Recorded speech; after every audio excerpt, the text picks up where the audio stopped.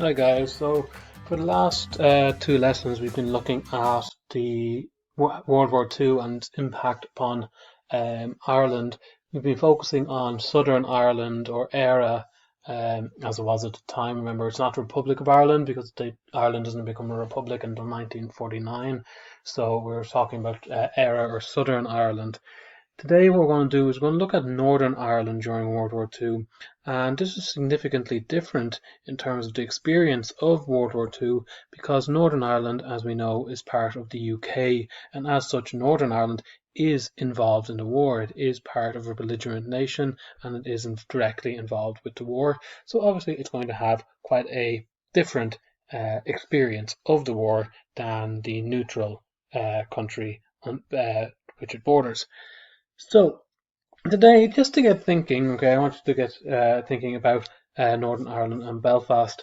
So just have you ever been to Belfast? Do you know any of the big industries that Belfast was famous for in the first half of the 20th century? There's one particular industry here that I'm looking for people to think about, and if you think about the huge museum in Belfast that kind of links to this industry, okay, so what is that big industry are you aware of?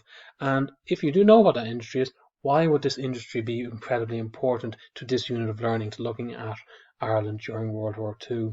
Okay, so maybe just have a think about that for a few minutes. Okay, you might look up maybe that museum if you're not sure, and that might give you a hint to be able to look at the last question. So pause here, think about it for a minute before we move on.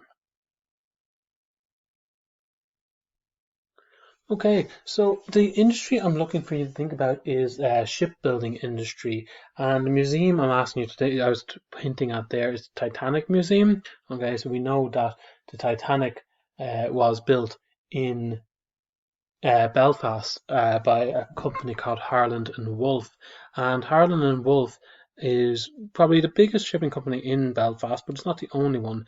But these shipping companies, these shipbuilding companies, become incredibly important to the British war effort.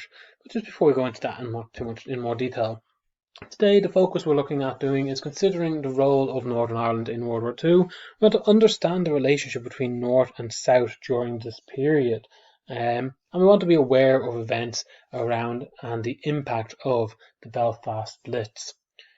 So, Northern Ireland during World War II. So the first task is just going to be answering these questions, okay? So the answers you'll find either in the booklet or if you listen to the video for the next few minutes, I'll go through the answers to them as well. So just make sure you're paying attention so you can get those answers. So we're looking to find out what are the major industries in Northern Ireland that are important to the British war effort. What other contributions did Northern Ireland make to the war effort? How did Northern Ireland become even more important from 1941 onwards? And in what ways do you think Northern Ireland during the war would have been different to life in Southern Ireland? So, as we mentioned, shipbuilding is one of the huge industries in Northern Ireland. During the course of the war, a huge number of ships are produced within Northern Ireland, from Belfast, from Northern Ireland. So, in the course of the war, it's 140 warships, 123 merchant ships are produced by these companies. Okay, so this is a very significant number of warships being produced. On top of that, we also have an aircraft industry being quite important. So the Short Brothers Aircraft Factory is also very, very important to the war effort and actually produces 1,600 planes for the war. So you can see, or aircrafts rather, for the war. So you can see here that there's very significant numbers of warships and aircraft coming from Northern Ireland for the British war effort. And this is a huge, huge thing in terms of adding to the overall war effort. It's not, however, the only way in which Northern Ireland adds to Britain during this time. Obviously, soldiers from Northern Ireland are going and joining the British Army, so that is quite significant, and it's quite a large number would have been joining as well.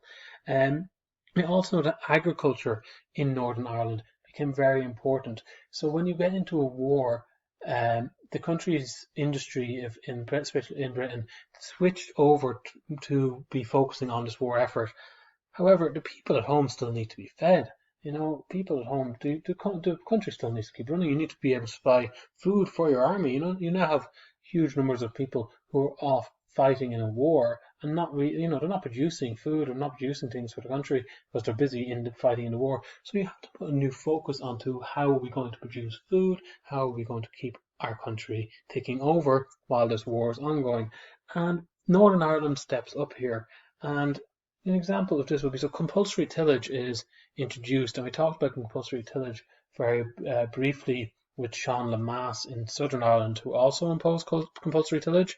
But we focus on Northern Ireland. At one stage, up to 17,000 gallons of milk were being exported from Northern Ireland to Britain every single day. So you can see a huge amount of food crossing over the Irish Sea from Northern Ireland to Britain. On top of this, Northern Ireland also becomes very important in terms of being a base that's near mainland Europe. So we know from our study of World War II that by the time we get to 1941, 1942, Nazi Germany has pretty much taken over a huge portion of Europe, and you bring in its allies. If you bring in Italy and Spain, there's very little landmass on mainland Europe that are standing against the Nazis. Okay, obviously you have resistance in France still going, and you have a few other nations where there is definitely fighting still going on, but within the western side of Europe, we are mainly looking at Britain being the islands fighting. Now, in 1941, the US gets involved. This is obviously a huge pro for the Allied side to have America becoming involved, but America's a long way away, and so for its soldiers to be able to become involved in the war, they need somewhere to be based, and a huge number of American soldiers are based in Northern Ireland. So this is another thing where Ireland becomes really important, probably even more important from 1941 onwards. And we know even up to just before D-Day, American troops are preparing whilst in Northern Ireland. So remember, this is why when we talked about the Curragh camp, that prisoners of war who are escaping, Allied prisoners who come down in Ireland, are escaping north of the border. This is where they're going back. They're going back to these barracks.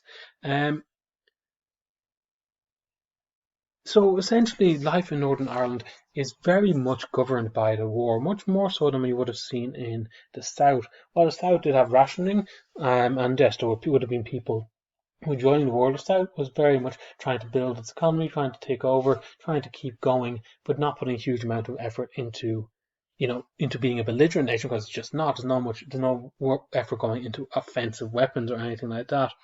They're putting some money into defence, with the coastal watch and the air signs, etc. But in Northern Ireland, it's much more of an active involvement in the war, there would have been much more of a passion, much more of a desire to be adding to the war and adding to the war effort. So very much huge differences between the experiences north and south in Ireland during the war. So I'm going to ask you maybe pause here now for a second and just go back and try and answer those questions there before we move on to the next section. Okay, so Northern Ireland is involved in the war, and this means that as part of a belligerent nation fighting against the Axis powers, it very much is now becoming a target. Okay, the Nazis are not going to be like, oh, you're on the island of Ireland, I'm not going to attack you. If you're part of a belligerent nation, yes, the cities of Northern Ireland are in danger, and Belfast does get attacked. This happens mainly from April to May of 1941, and we call it the Belfast Blitz. So the same as what happened with the Blitz of London. At night time, planes would fly over and drop bombs on Belfast. This lasted for a good 3 months, and there was quite a significant amount of damage done by the Belfast Blitz. So up to 1,100, so 1,100 people were killed by this, and huge amounts of destruction. Half the buildings in the city were destroyed by the Belfast Blitz. So it's a hugely devastating attack on Belfast. Okay, however, it also affected their lives in other ways as well. So even if you survived the Blitz, the fear of being bombed at night led to huge amounts of people actually leaving the city every night and not knowing when they came back if their houses and their workplaces would even still be there. Belfast is actually a very underprotected city at the time. There's no searchlights, there's no night fighters, there's only a small amount of anti-aircraft equipment. And this is because the British believed it was too far from mainland Europe for the Germans to be attacking. They thought, the Germans would focus on the cities nearer to their border, which would make sense. However, the Germans, the Nazi party, they did attack, and it did cause huge devastation to the city.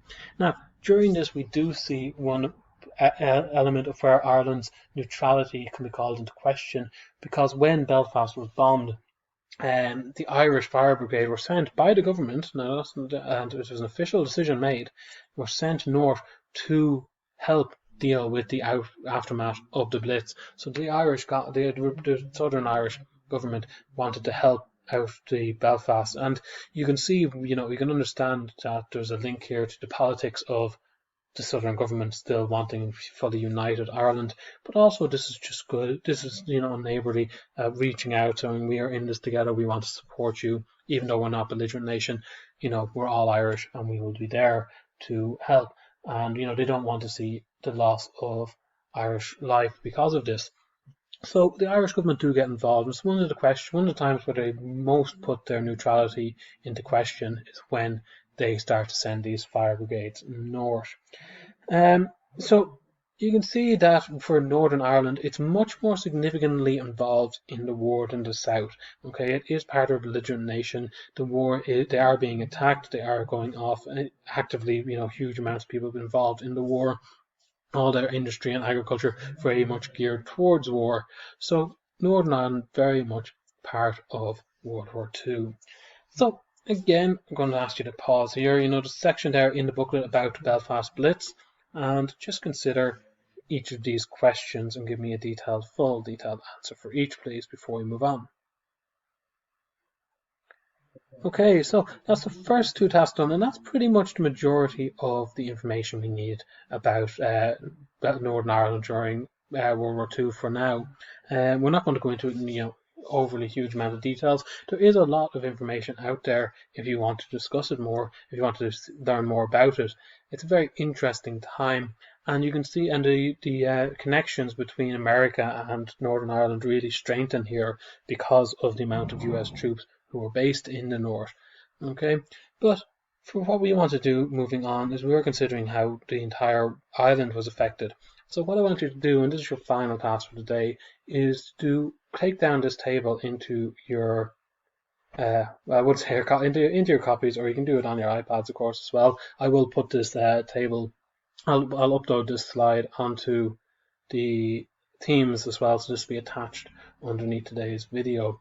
And basically what I'm looking for you to do is just consider Northern Ireland and Southern Ireland and how they were affected by the war. So under each heading, just one or two sentences. So Northern Ireland, how was its industry and employment affected by the war? How was industry and employment affected of Southern Ireland affected?